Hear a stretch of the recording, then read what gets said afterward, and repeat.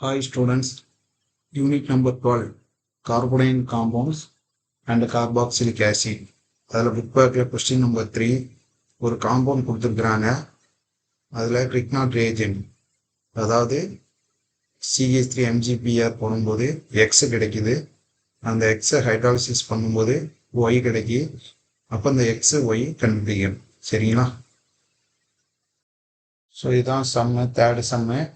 கொடுத்துருக்கிறதுல முதல்ல அது என்ன காம்பவுண்ட் அப்படின்னு எழுதணும்.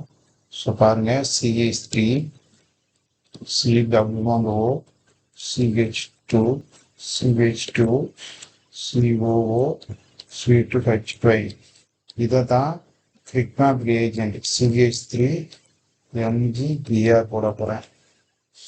ஸோ இது நேம் வந்து 1 2 3 4. இது பேர் ப்ரொப்பயனேட்டு சொல்லுவாங்க. ப்ரொப்பயனேட் சொல்லுவாங்க. 4 இருந்தால் பியூட்டு, அப்போ பியூட்டனோன் கீட்டோன் இருக்கிறதுனால பியூட்டனோன். 2வது இடத்துல இருக்கனால பியூட்டனோன் சொல்லுவாங்க. அல்லது Q1 அப்படின்னு சொல்லுவாங்க. 2ல் எது வேணாலும் எடுத்துக்கலாம்.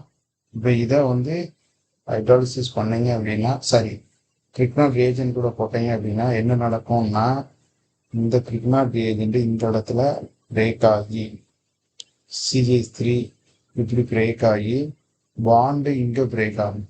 இந்த இடத்துல பாண்டு பிரேக் ஆகும். இந்த இடத்துல பாண்டு பிரேக் ஆகி இதில் MgBr CH3 இது ரெண்டும் இந்த இடத்துல அட்டாச் ஆகும். ஸோ இதை தான் எழுத போகிறேன். CH3C இந்த பாண்டு உடஞ்சி சிங்கிள் பாண்டு தான். MgBr அடுத்து CH3. ஸோ நீங்கள் ஞாபகம் வைக்க வேண்டியது இது மட்டும்தான். மீதி எல்லாம் அப்படியே தான் இருக்கும். CH2 CH2 COO C2H5.